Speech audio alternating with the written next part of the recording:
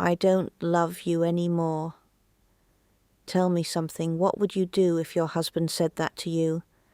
In a room full of people, not in private, not behind closed doors, but under soft chandelier light, between polished silverware and half-finished glasses of wine, while everyone watched, because that's exactly what happened to me.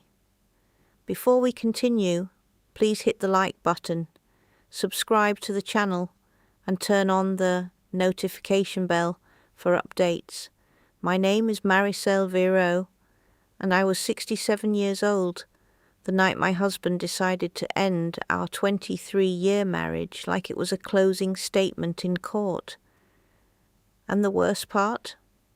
He thought I didn't see it coming. The fork slipped from my fingers when he said it, not because I was shocked, but because the timing was almost perfect. Almost. "It's over," Darian added, his voice steady and controlled, like he had rehearsed it, like this was just another argument he intended to win. The room went silent. Conversations died mid-sentence. Even the pianist in the corner faltered. Everyone stared at me, waiting for tears, for anger, for humiliation, but I didn't give them any of that. I smiled, and I know how that sounds. Strange, maybe even unsettling, but you have to understand something. That moment, it didn't break me. It confirmed everything.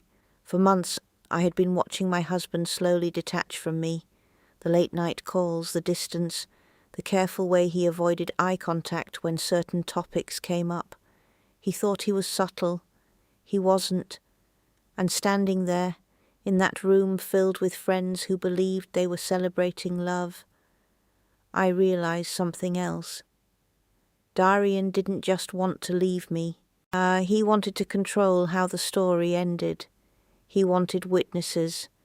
He wanted to look justified, maybe even noble. But here's the thing about men like Darian. They forget who they're married to. I didn't react right away. I dabbed my lips with my napkin, slow and deliberate, as if nothing had changed. Across from me I saw it, just for a second, a flicker of uncertainty in his eyes. Good, because that meant he was starting to feel it. The shift. I leaned forward slightly and reached for the microphone that had been set up for our anniversary speeches. My fingers wrapped around it, steady, certain. And suddenly, the room wasn't watching a woman fall apart. They were watching something else entirely, something they couldn't yet understand. I lifted the mic, and just before I spoke, I looked at Darian one last time and realized he still had no idea what he had just started. What kind of woman prepares for the exact moment her husband tries to humiliate her? I'll answer that. The kind who has already seen the ending, long before anyone else realizes the story has changed. This didn't start at that dinner. No, it started months earlier. Quietly, almost invisibly, Darian didn't become careless. That would have been easier. He became precise. And that's how I knew something was wrong. Because after 23 years of marriage, you learn the difference between absence and intention. At first it was small things. He started taking phone calls outside. Not occasionally, consistently. Always with that same measured tone, like he was choosing every word carefully. Then came the change in appearance. At 71, my husband suddenly cared about his wardrobe again. New shirts, tailored jackets, a cologne I had never smelled before, sharp, unfamiliar, deliberate. Tell me, does that sound like coincidence to you? It didn't to me. But here's where most people get it wrong. They confront, they accuse, they demand answers. I didn't. I watched. I listened. I waited, because Darian was a former litigation attorney, a man who understood narratives, perception, and most importantly, timing. If he was planning something, he wouldn't do it impulsively. He would choose the moment, which meant I needed to understand the plan before I reacted to it. Then one afternoon, everything shifted. I was reviewing our shared accounts, something I had always handled, and I noticed a transaction, and small enough not to raise alarms, but unusual. A reservation at a boutique hotel, booked under a name I didn't recognize. Leora Corvine, not a colleague, not a client, not anyone who had ever existed in our shared world. And yet, there she was, attached to a payment that came from our life. That was the moment I stopped wondering and started knowing. This wasn't distance, this wasn't confusion. Darian was leaving, and he was doing it carefully, quietly, strategically, but he made one mistake. He assumed I would react emotionally, not methodically, so I began documenting everything, emails I wasn't meant to see, financial patterns that didn't align, dates, times, locations, and the more I looked and the clearer it became. This wasn't just an affair, it was preparation. And if Darian was preparing to leave me, then I would prepare for something else entirely. So when he suggested we celebrate our 23rd anniversary, invite friends, make speeches, honor what we've built, I agreed, enthusiastically, because he thought he was choosing the stage, but in reality, I was building it around him, piece by piece, detail by detail, moment by moment, until everything was exactly where it needed to be. So when he finally said, "I don't love you anymore," I didn't feel shocked. I felt right on time. And as my hand closed around that microphone, I knew something he didn't. This wasn't where the story ended. This was where it turned. And what I was about to say would make sure he never controlled the narrative again. Matt, what could you possibly say after your husband just ended your marriage in front of everyone? Do you defend yourself? Do you cry? Or do you let the silence stretch? Just long enough to make everyone uncomfortable. I chose the last one. I adjusted the microphone slowly, feeling the weight of every eye in that room pressing toward me. You could hear it, the quiet, not peaceful, not gentle, tense, expectant, perfect. "Thank you all for coming," I began, my voice steady, almost warm, the kind of tone people expect at an anniversary dinner. A few people shifted in their seats, unsure whether to relax or brace themselves. I suppose, I continued, glancing briefly at Darian, this evening isn't unfolding the way we imagined. A couple of nervous laughs slipped out. Darian didn't laugh. Good, because that meant he was starting to feel it, the loss of control. "But I've always believed something," I said, tilting my head slightly. "Honesty deserves witnesses." That's when the room changed. No more confusion, no more polite discomfort. Now they were listening, really listening. I reached into my handbag, not quickly, not dramatically, calm, measured, intentional, and I pulled out the folder, thin, organized, labeled. Darian leaned forward just slightly, and I saw it, recognition, not of what was inside, but of what it meant. "Maricel, don't," he said under his breath, his voice tight.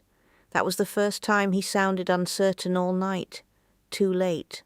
"I spent decades preserving records," I continued, opening the folder with careful precision, "and I've learned something very simple." I paused and let the silence deepen.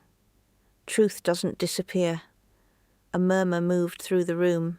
It waits.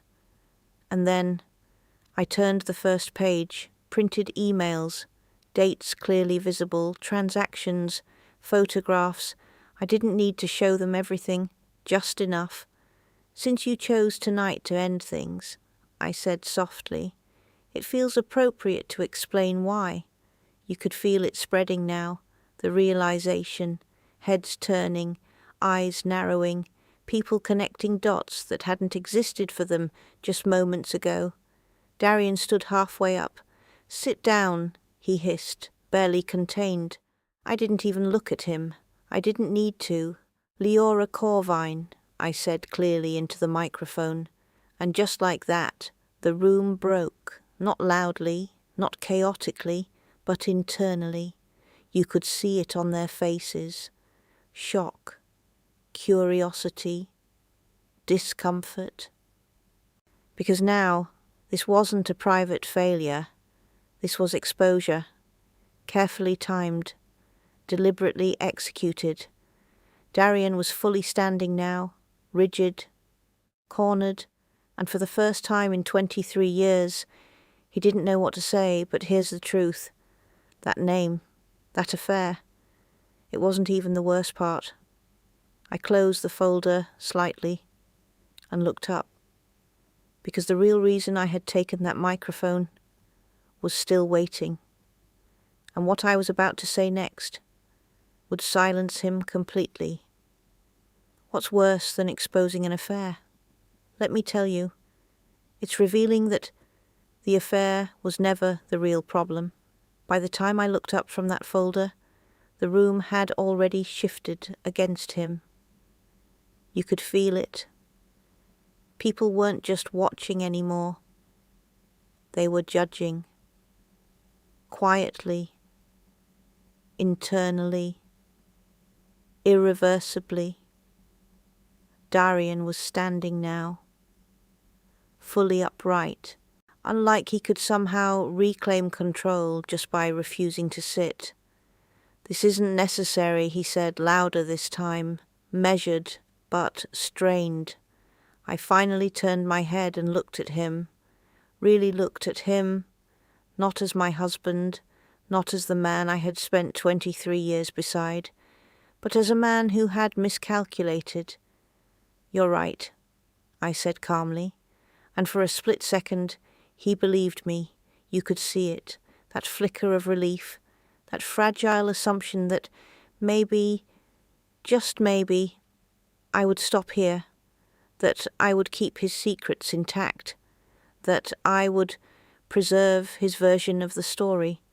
But then I added, "Because the affair isn't the point." And just like that, everything collapsed. Confusion rippled across the room. You could almost hear the question forming in their minds. If not that, then what? Darian blinked hard. "What are you doing?" he asked, his voice no longer steady. I turned another page in the folder, slowly, deliberately, letting the sound of paper become the loudest thing in the room. Then I closed it, carefully, and set it against the table. "I already filed the forensic audit," I said. Silence, real silence, not the kind filled with whispers or movement, the kind that swallows sound entirely. And the legal complaint. It didn't hit all at once. You could see it move through the room in stages, confusion, then realization, then shock. Darian's face changed, color drained, jaw tightened, eyes searching mine for something, anything that would tell him this wasn't real. "What did you just say?" he asked. His voice was different now, not controlled, not composed, uncertain. I said, I repeated evenly, that while you were planning your exit, I was documenting the financial discrepancies you assumed I'd never notice." "No," he started instinctively. "You moved joint assets," I continued, cutting cleanly through his denial. "Multiple accounts, layered transfers, careful, but not careful enough." A sharp inhale came from somewhere behind him, because now This wasn't a marriage ending. This was something else entirely, something with weight, with consequence, with documentation already submitted, I added, my voice steady, before tonight. That was the moment it truly landed. His posture shifted, not dramatically, but enough to tell me. He understood. This wasn't reaction. This wasn't emotion. This was preparation. Complete. Calculated. Final. I stepped closer to the microphone. One last time. And then I said the one thing I had been holding back all night. I don't love you anymore either, Darian. I let the silence stretch just a second longer, but I do believe in consequences. And then I stepped away, leaving him there, standing in a room full of witnesses, with absolutely nothing left to say. What happens after a moment like that? Do things explode? Do they fall apart all at once? No, they unravel, quietly, precisely, just like everything else I had planned. Within 2 days, Darian stopped answering his phone. Not just mine, everyone's. Friends who had been at the dinner reached out, some gently, some directly, but there was nothing from him, because by then the process had already begun. The forensic audit I mentioned, it was real. I had initiated it 6 weeks earlier, when the financial patterns became impossible to ignore. What it uncovered was exactly what I expected: over $1.8 million in redirected assets, moved slowly, carefully, through layered accounts he believed I would never trace. Some of it led directly to Leora Corvine, age 38. Not just an affair, a recipient. That distinction mattered, legally and otherwise.